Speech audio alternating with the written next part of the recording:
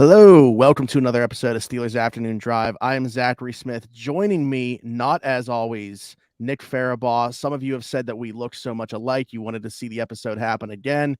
Here we are. Nick, what's going on, pal? What's going on, Smitty? I look like Isaac Sayamalo, apparently. He's Yeah. my brother. You've heard that story on here. Well, yesterday someone thought I was Donnie Football, so um, shout out to Donnie Chedrick at 93.7 The Fan. So, What I is now this? have three doppelgangers around Pittsburgh. It's you, Isaac Sayamalo, and Donnie Football. I'm giving Carter a run for his money here, in terms of guys that get mistaken for other people. The funny thing is, Isaiah Loudermilk isn't even in the conversation anymore in terms of a doppelganger. He's fallen out. He's You got fallen me, out, Donnie Football, and Samalo. Yeah, one of us is 6'7" there. That one little different. Me and Isaac. Isaac's 6'4", but I'm 6 feet tall, so I got a little bit of height to me. We got the same build, same hair. Apparent. That works. And then me and Donnie Football are both just thought of as big dudes. So you and I were right here on a screen, and you can tell as you can see the similarities in facial structure just That's jump where I'm out. guessing it stems from. Yeah. But all right, I don't know if the people are here to talk about our facial structures or if they want to hear about football. Probably both. But first things first, before we get into that, like, subscribe to the channel, hit that notification bell so you don't miss an episode of the show, any of Nick's camp reports, any of the other content that becomes available to you guys, and leave us a comment down below, and we'll talk about some of the comments that come through, as you guys will see at the end of the show. We discuss some of them on every single episode. So be sure to do that. Nick, first things first, tomorrow, preseason opener, Steelers, Buccaneers. I want to know what you're looking forward to in this game. I'm sure I'm going to get Alan's thoughts on this tomorrow, but while I got you here, I got your opinion too. Whether it's, headlines like team wise groupings, certain players, anything. What is really on your mind heading into tomorrow's opener? A lot. I just have a lot of questions that I need answered, that from practices that I want to see if they translate to in-game settings. The first I really have a question for is like a big team one. It's like, is this aggressiveness downfield that we have heard about, the explosive hunting for throwing the ball on the field, and they have done it. There's no doubt about it. Kenny Pickett and the offense have done it. Is that actually just a fluke? Is it just a practice thing? Or does Matt Canada dial that up in a game? Is it real? How much do they want to hunt for those explosive plays? I think that's the biggest thing because you know how much everyone's just talked about. Man, they need explosive plays here. They need explosive plays there. Like, true, but you can't do it if you don't have the structure of the offense to do it. And right now at camp, they seem to be instilling that, but is translating over. Like, I don't trust Matt Canada to not do Matt Canada things in a game yet, right? Like, we have 2 years of contrary evidence to what we are hearing this offseason. It's just the facts. You have 2 years of tape. So I want to see that. If we're going like individual players, I think there's a few there. I think Calvin Austin obviously making his debut. He didn't play in a single preseason game last year, so this will be his first NFL game. That's going to be something to really look at. I want to see how his speed translates to a live football game, right? Does he burn those guys or is he a practice guy? Because we've seen fast guys have really good camps before and just not be able to translate it to an actual game setting. He's a guy I think that you have to watch out for. And then I think it's pretty easy just to say, like, we all want to see this rookie class, right? Like, Yeah. Mm-hmm. we want to see Broderick Jones play football. I think that's going to be good to see kind of how he stacks up against NFL edge rushers, D linemen. He's had a solid camp. I think Keanu Benton's an interesting guy. It's tough to evaluate D linemen and O linemen in camp because you're just not doing super live stuff. So it'll be good to see them. Very excited to see Joey Porter Jr. I think that's one that could be really good, especially if they end up playing Chris Godwin and Mike Evans. Now, I don't know if they will. Baker is obviously starting for the Bucks, and they have a starting quarterback battle. So I wonder if that might kind of incentivize them to at least play, Godwin and Evans, just maybe for a drive or two, see what they can do. If they do, I want to see Joey Porter Jr. against them because we've seen Joey Porter Jr. against Pickens and Deontay, and I want to see him up against those guys because those would be good challenges. And then like the one guy that I'm just so excited to see, I just want to see Darnell Washington. Like, I really do. Like a 6'7" behemoth of a dude. I just want to see this guy like smoke everybody he goes in front of. I don't care what anyone says. He's like the funnest player to watch on the team. 6'7", runs a 4.6 that can block anyone off the edge. Mm-hmm. If you're a football guy, you should love that. I hope to see it in a game tomorrow. So that's kind of what I'm watching. There are obviously other things like slot corner, inside linebacker, Quan Alexander, all of those, but those are the Yeah. main three that I'm really looking at. Yeah, for me, with all the injuries that have happened throughout camp on the back end, and then Minka missing time with his personal issue, I'm just excited to see which guys from the secondary stand out in a game setting. You know, like Kenny Robinson's a guy that I'm really excited to see because of how much time he's gotten with the ones in training camp.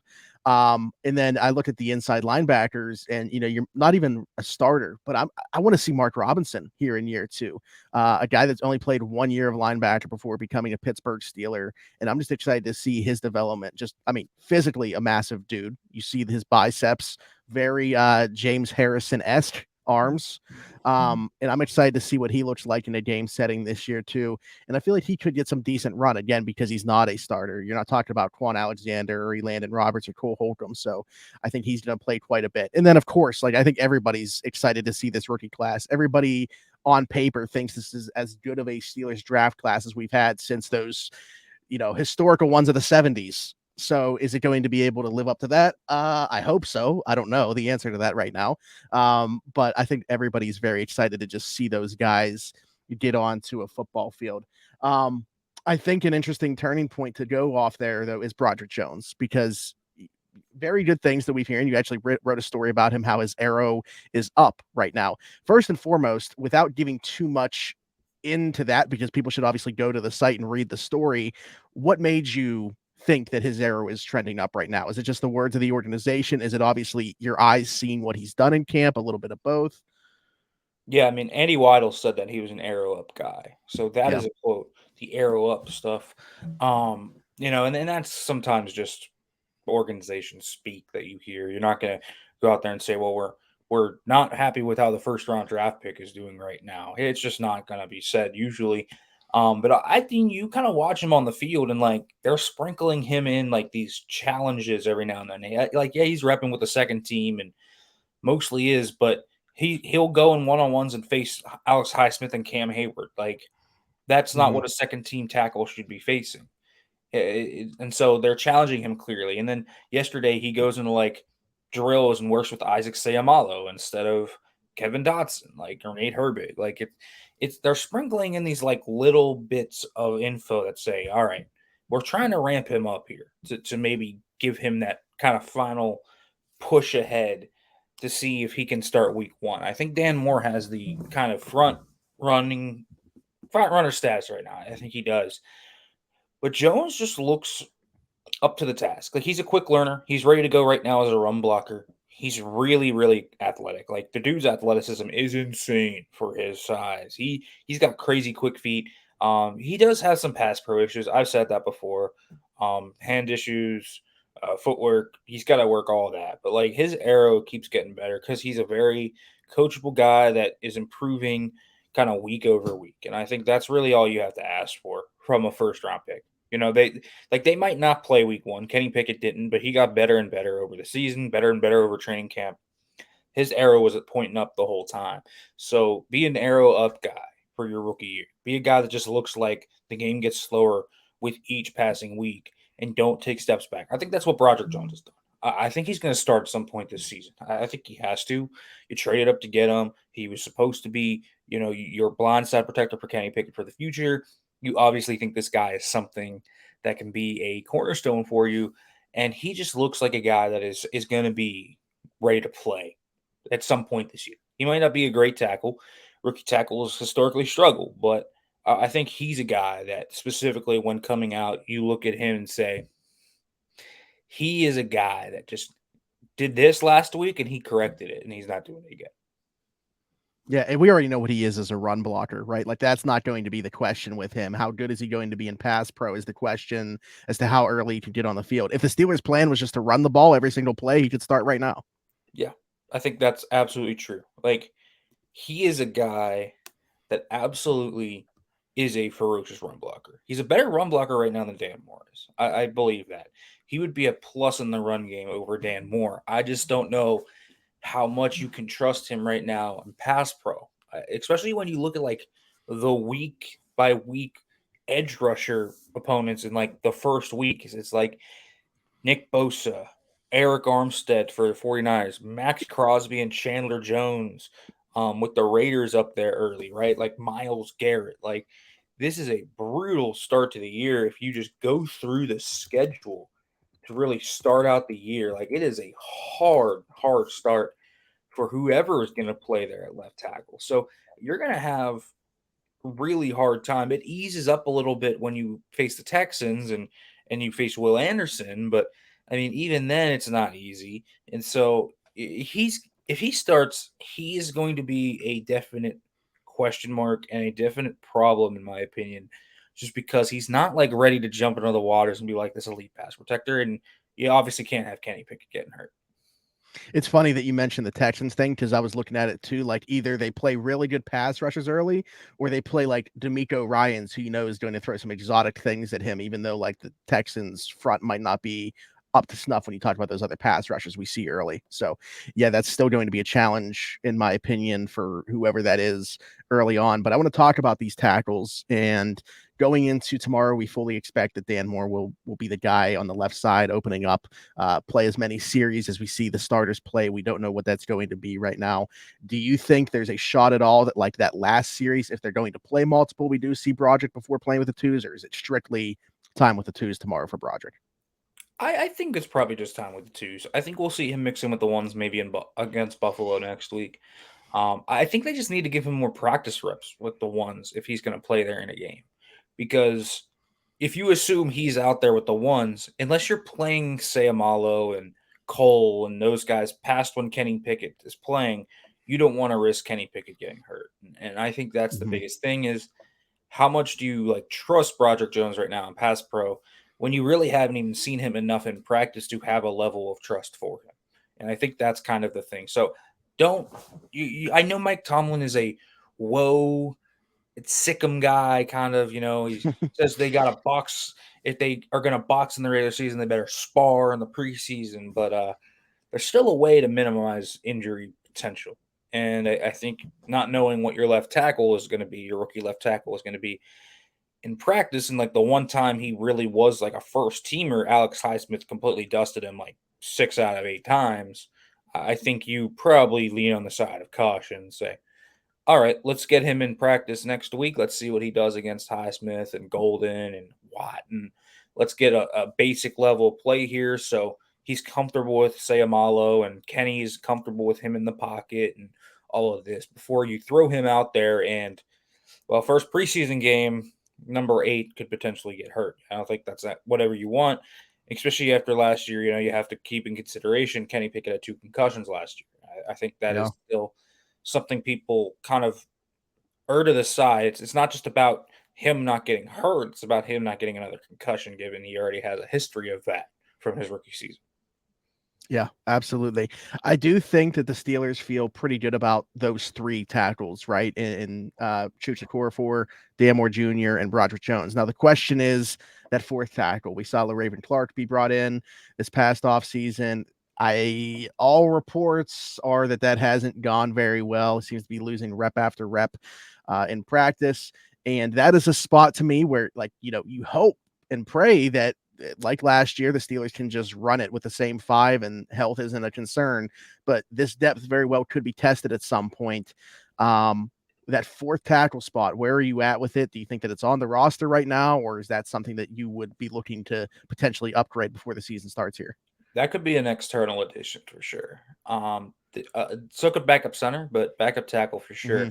I mean, right now I'd only have 3 tackles on the roster, and it's a core for Moore and Jones. I don't see a reason to keep LaRaven Clark. He's very mightily struggled. Nick Herbig has just taken him to the woodshed.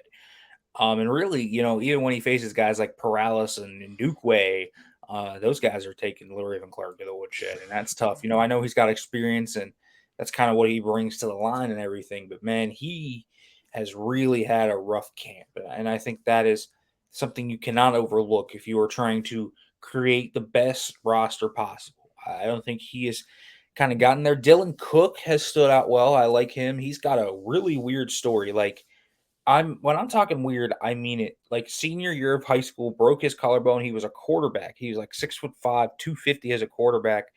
Hmm. Goes to an NAIA school as a quarterback. Basically doesn't play for his first 2 years. Enters the portal. Was fully expecting just to quit football and go on his way. Gets like hit up by Montana, and he walks on as an O lineman. Had never played O line before. Ends up being like a starter in like an all conference selection, and is now here in the NFL. It's a wild story, but he's like very athletic. He's got pretty good hands. He's got good footwork. Like he's got that baseline, and he's had a nice camp. Like he's probably the best tackle outside of the top three, and I think that kind of sticks out to you. But is he on the roster right now? Probably not, because like think about what you have to do with the guards. You have to keep all four of those guards. You don't usually keep four guards, but when those four guards are Hmm. Sayamalo, Daniels, Dotson, and Herbig, you keep all four of them. And then at center, you probably keep Kendrick Green now with his insane mania with fullback, H back, center, whatever. It's fun, but he's making himself pretty non-expendable right now by playing there. So you got all three of those tackles already. You have four depth guys, and then you have two. I mean, you're not keeping 10 linemen, I don't think. So I mean, that's nine, and so there's not really room for a guy like Cook, who's maybe having a solid camp, but not like a spectacular one. That's a practice squad guy that you can elevate. But really, the biggest thing is just they are deep on the interior. And so you keep that interior depth because you need to. That's where your strength's going to be. That's where you're going to run a lot of the time. And honestly, like LaRaven Clark probably would have been on the roster if he was playing at a decently high level, but he just hasn't shown enough. And so that could be an external addition. If they want to keep four tackles and maybe they don't trust a guy like Broderick Jones to be a swing tackle, because I fully expect if Chukwuekorfor ever got hurt, I think Moore would swing over to right. Like that's what I think it would be. Even if he's Hmm. starting, I think he would switch to right and Jones would come in at left, which just offers up. That's a whole Pandora's box of things. Like that's not really something you see very often, but I think that's what they would do. So I think three tackles right now is what it is. In that backup tackle spot, maybe you bring someone in. I think you need as much offensive line depth as you possibly can. Because remember, they had all five of their starters last year for like the most snaps in the NFL. Like they did not have Yeah. any injuries on that O line last year. It's probably not going to be the same this year. Right. Yeah. Knock on wood. But yeah, they were very fortunate last year with the health of the offensive line.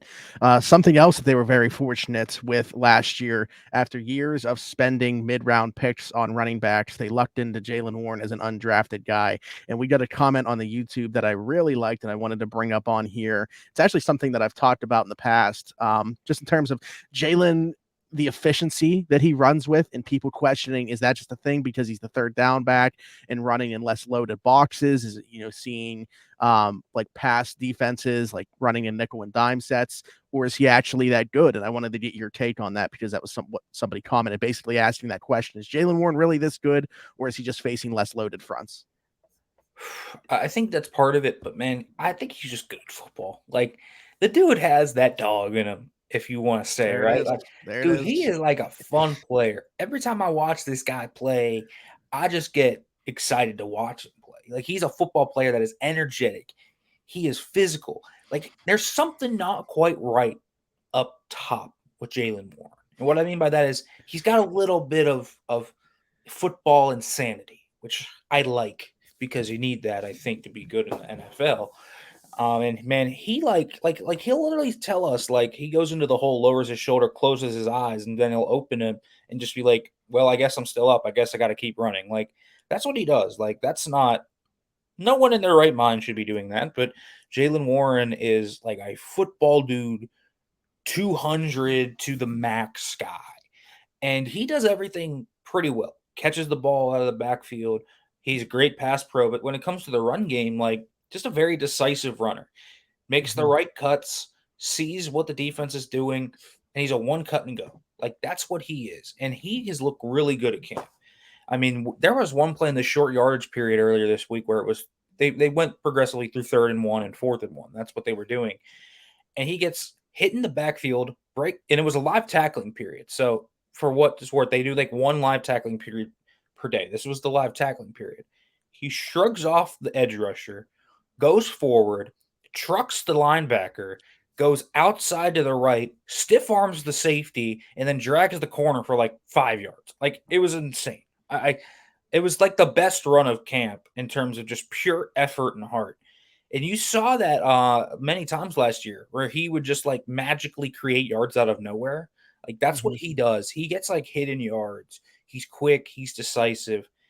I think, the yards per carry, like the disparity between Najee and Warren, if you're like looking at like based metrics, right? Like a lot of that is probably based upon usage because Warren would get a lot of just like 3rd and 15 draws where he would take it 11 yards. Like, yeah, so there's some disparity there.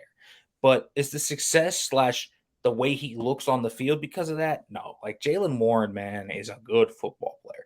If Najee Harris ever got hurt and missed a game, I think Jaylen Warren would be a very productive running back as a full-time bell cow.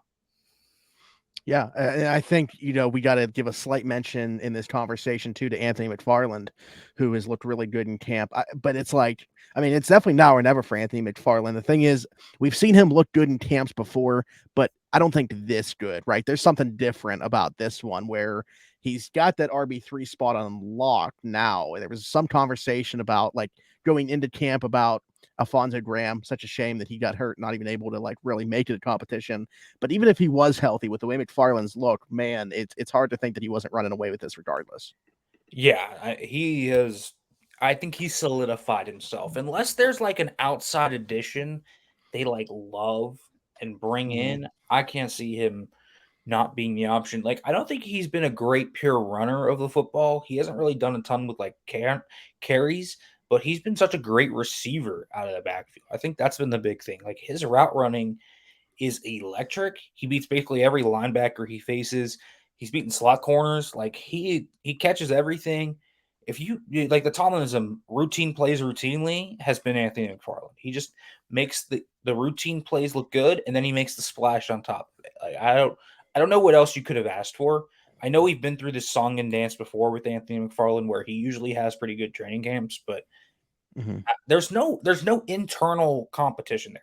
Darius Higgins has fumbled the ball like 4 times, and Greg Bell and John Lovett had just arrived. Like Greg Bell has been here for 5 days. John Lovett was here for one day, got ethered into the dust by a Landon Roberts and hasn't practiced since. Like Anthony McFarland's got no competition.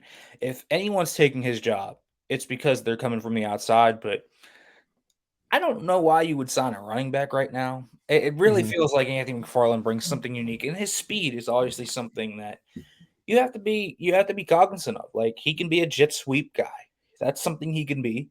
He can be a guy you bring in, and if they ever do the two running back sets, Smitty, you and I both know how much we hear about pony sets, right? Every Yep. training camp, and then they never show up in the regular season.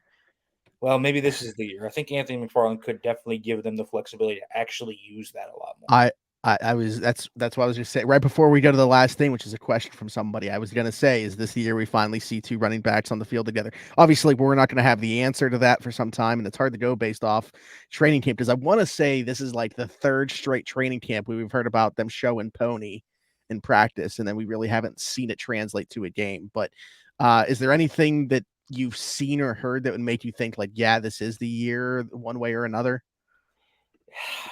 I don't know. I think they have a defined plan for Anthony McFarland. I do think that gives credence to it. And I think the fact that they have a backup running back that is dynamic enough to where he gives something different from the starter. You have Jaylen Warren, who's a completely different back than Najee Harris, lends some credence to it. And then the third thing that I would say as wise, because that Ravens game last year and then the Browns game last year, they mixed it in. Specifically that Ravens game. Remember when Warren and Najee were on the field a Yeah. lot that game, and Warren had a few really big runs, and that was like big. That was a big part of why they really ran the ball well in that game. And so, like, yeah, I think there is some credence to the idea that maybe this team could finally actually use two running backs. Now it's gonna not gonna be like a crazy amount, but that running back, the second running back, could also technically be Connor Hayward. Like he's played Yeah. back there before. He's been like a fullback, H back, tight end, receiver, or whatever, kind of like Swiss Army knife guy. And so yeah, I mean it's possible. I think we're gonna see more two running back sets. I'm just not sure it's going to be as like plentiful as like two tight ends, which obviously you're going to Mhm. see more of with Frymuth and Darnell and all those guys. Yeah. All right. Well, to wrap things up here, as we always like to do, we want to answer a question coming from a viewer or listener. Ken on, I almost said Twitter, on X, says, we know the top four wide receivers. Do you think the Steelers keep 5 or 6? And who would those guys be? Yeah, I think that's an interesting one. I think they keep five. I do. Okay. Because, okay, let's go through like the offensive itinerary. Basically, like every year they keep 25 offense, 25 defense, and then three specialists. That's been kind of the point. So, all right, you're keeping three quarterbacks, right? Pickett, Rudolph, Trubisky, keeping three running backs. You're keeping four tight ends this year, and you're probably keeping nine linemen. So, if you do the math on that, it's already got you to 20. So, you keeping five receivers, or are you cutting a lineman to only keep eight in order to keep six? I don't think there's been a guy that has warranted that in this receiving room. Like, I don't think there's been a guy that has been so must keep yet that has like shown out to say, man, we got to keep that guy instead of saying we could put him on the practice squad. Like Cody White's had a great camp, Hmm. but we kind of know what Cody White is. Like he is the proverbial like quad A player, for example, in like MLB, right? He's the guy that lights AAA up, and when he gets to the MLB, he's like, okay, Miguel Andujar for us Pirate fans. yeah, That's who he's we're talking Miguel about. Andujar, right? Like that's what he is. Like he's had a great camp, but he's a proverbial guy you can promote from the practice squad three times a year and be fine with it. Hakeem Butler has been a guy that has flashes and dominant plays, and then he just drops five passes the next day. Like the inconsistency of his game is so glaring, and that's really been why he hasn't stuck along anywhere. And so, like Gunnar Olszewski's had a really good camp too, but are you keeping that guy just to be a wide receiver? Like, I don't think you are, right? Like, if Calvin Austin's the returner, and he is the first string returner right now at both kick and punt return, are you keeping Gunnar Olszewski just to be like a slot receiver that catches 8 passes a year? Like, Yeah, that's, no. and he carries a cap hit of over $2 million to Yeah, Gunner, right. as opposed to everybody else is like under a mil. So is Yeah, he that much better as a wide receiver 5 than those guys? yeah, I agree. I think he's had a good camp. I'm just not sure there's the utility there when throughout his career in a game setting, he has not proven to be a viable option as a receiver. He just hasn't. Like you look at his numbers as a receiver every year, and even last year when they were talking about, oh, Gunner's going to be the big guy, he was outsnapped by Steven Sims. Like I don't know Hmm. what to say to that. The slot position was wide open last year, and he didn't do anything with it. After Chase Claypool got traded, all those snaps went to Steven Sims. Like, so I mean, if he was anything significant in that regard, you would feel like Gunner would be a guy that would have played more, but he doesn't. And so that's really the biggest thing here. And so I think you have your five right in front of you. You have Deontay Johnson. You have Calvin Austin, obviously, there as kind of this speedy guy. You have Pickens and Robinson. And then your fifth, I think, is pretty easily Miles Boykin. I think people forget him way too much. Like, they need special teamers, man. They let a lot Yeah. of special teamers go this offseason. And I think that's been a big overlooked thing. How many special teamers they lost. Miles Boykin's one of the best gunners in the NFL. He just is. And he is going to be a guy that can give them depth on the outside, which I think they have a solid 1-2 in the slot. Robinson gets hurt. All right, Calvin Austin can step in there, right? Like they don't have like a great guy that what happens if like George Pickens gets hurt? Miles Boykin's like probably the best option there that you can go with. And so I think he kind of just offers them this like nice flexibility. I think he's much safer than people realize. I that's my kind of thing. I know Allen thinks differently, which I'm sure you can ask him about this tomorrow. I think he had Boykin off the roster And Olszewski Well, on. see, that's the thing. We had that conversation yesterday, and then we started looking at the numbers and Gunner being an over $2 million cap hit as opposed to the other guys being under $1 million. And Allen started to maybe sway a different direction due to Yeah, that. I think it's going to go the other way, and I think Miles Boykin is going to make this roster. I think people really overlook his special teams importance to this team. Yeah. Like the Steelers have a very good gunner duo between him and James Pierre, and I think they're very comfortable with that. So I think they keep five. I think they keep five. I think you've got to make room for 9 linemen. I think we went through the lineman numbers earlier. I think those numbers make sense.